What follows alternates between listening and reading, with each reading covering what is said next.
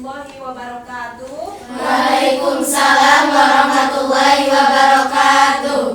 Ketemu lagi ya sama Umi di sini di pelajaran apa? Akidah. Ini anak-anak kelas 7 ya. Ya, apa kabar kalian semuanya? Baik. Baik. Semuanya di absen dulu ya sama Umi, tapi sebelum di absen coba kita baca berdoa dulu. Siapa kalian? Ya, coba. Baca doa dalam hati ya, coba dipimpin. Baca doa dalam hati, mulai.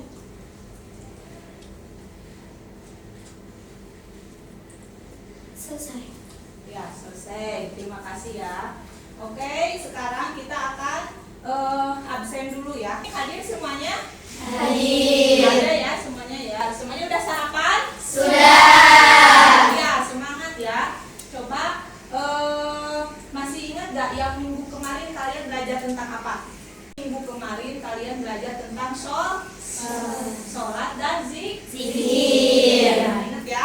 Pembelajaran untuk pagi ini hari ini adalah tentang kisah Nabi Sulaiman ya.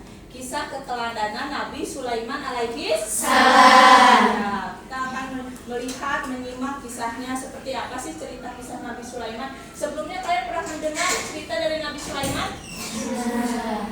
Mari kita lihat dulu ada kompetensi inti. Apa aja kompetensi inti yang harus kalian pahami untuk pembelajaran ini? KI1 ada apa? Menghargai dan menghayati ajaran agama yang dianutnya. Ya, menghargai dan menghayati ajaran agama yang dianutnya. KI2 menunjukkan perilaku Jujur, disiplin, tanggung jawab, peduli, toleransi, gotong royong, santun, dan percaya diri dalam berinteraksi secara efektif dengan lingkungan sosial dan alam dalam jangkauan pergaulan dan keberadaannya.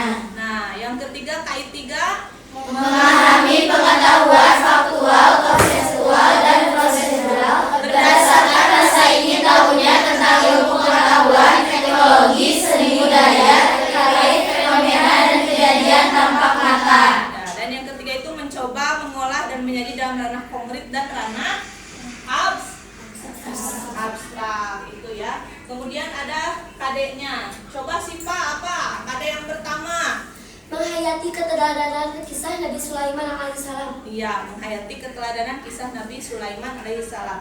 Yang kedua coba Alifa apa? Menjalankan sikap peduli sebagai implementasi kisah keteladanan Nabi Sulaiman alaihissalam. Betul. Dan yang ketiga, Naila coba. Menganalisis kisah keteladanan Nabi Sulaiman alaihissalam. Iya.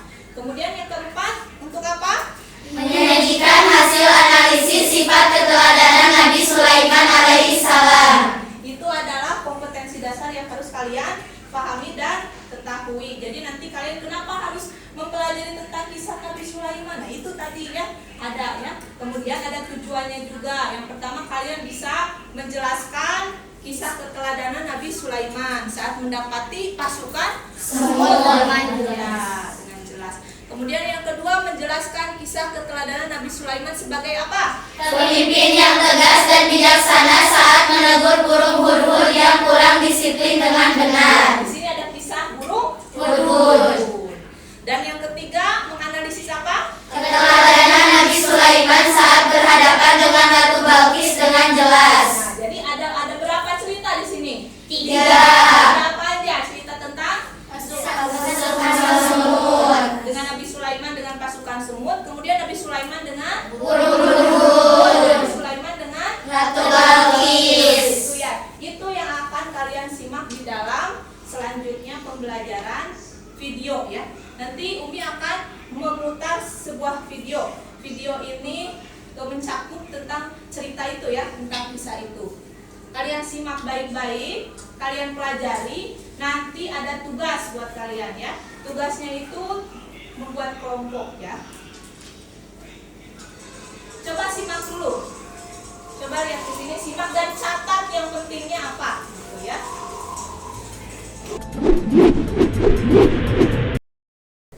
Ya, bagaimana kisahnya? Sudah ya? Ya. Coba lihat di sini. Di sini ada pembagian kelompok. Ini tugas kalian sudah dicatat ya? Kita ke LKP PD-nya. Nih, lembar kerjanya nanti Umi akan bagikan. Kalian,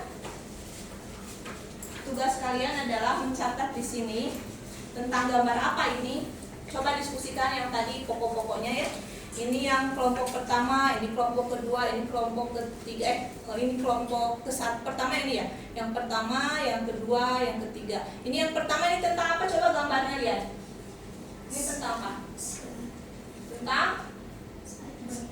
Ya, ada semut nih, tentang pasukan semut ketika Nabi Sulaiman bertemu dengan Pasukan semut. Kemudian kelompok kedua yang mana? Yang ini ya. Yang ketika Nabi Sulaiman menegur burung. Dan yang ketiga itu adalah dan Nabi Sulaiman ini Ratu Balqis. Kemudian ini yang harus kalian isi ada di sini formatnya. Apa yang harus kalian isi di sini ada kan literasinya Nabi Sulaiman. Formatnya ini ada kelompok 1, kelompok 2, kelompok 3, ceritakan oleh kalian, kemudian apa kesimpulannya, apa yang diambil dari hasil diskusi kalian ya. Nah, itu ya. Coba Umi bagikan dulu. Ini untuk kelompok pertama. Kalian diskusi boleh berdekatan ya, melingkar di situ. Gimana anak-anak? Sudah selesai? Sudah. Sebelum kita ke hasil dari diskusi kalian, nanti Umi akan menjelaskan literasi ya. Umi menjelaskan literasinya, tetapi kita ice breaking dulu biar semangat, biar apa tidak kaku ya. Pegang hidung. Mana hidung? Iya. Kemudian pegang hidung. Nah, ya. Pegang kepala lagi. Iya betul. Pegang telinga. Iya. Nah, seperti itu ya. Misalnya itu untuk melatih fokus dan konsentrasi kalian ya. Jadi kalau misalnya Umi tadi bilang hidung, hati ke hidung. Kalau ke telinga, telinga. Pegang telinga, telinga. Kepala, kepala gitu ya. Jangan sampai terkecoh. Nah, oke. Kita kembali lagi ke pembelajaran kisah Nabi Sulaiman. Ada literasi di sini. Literasi atau literatur yang akan Umi jelaskan tentang kisah Nabi Sulaiman.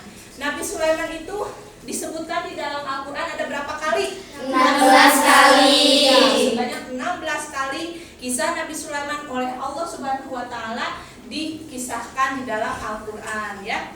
Kemudian yang 16 kali itu tersebar di dalam 7 surat. Ada surat Al-Baqarah ayat berapa? Ayat 12. Kemudian di surat An-Nisa ayat berapa? 163. Quran surat Al-An'am ayat 84. Quran surat Al-Anbiya ayat 78 sampai 82.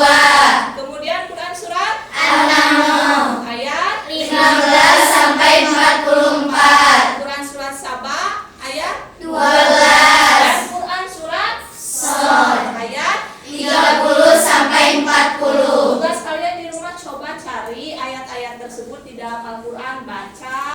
Nah, Nabi ini salah satu surat di dalam Al-Quran yang menceritakan tentang Nabi Sulaiman ada di sini ya.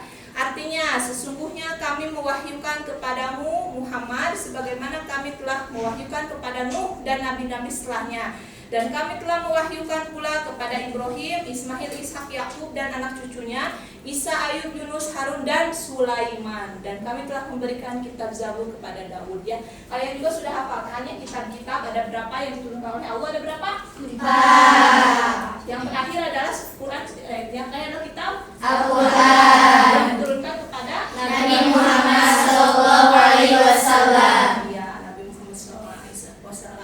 Kemudian nih Nabi Sulaiman, udah pada tahu nggak Nabi Sulaiman putra siapa? Ternyata Nabi Sulaiman itu adalah seorang atau putra dari Raja Nabi Daud. Nabi Sulaiman itu sudah terlihat dari kecil.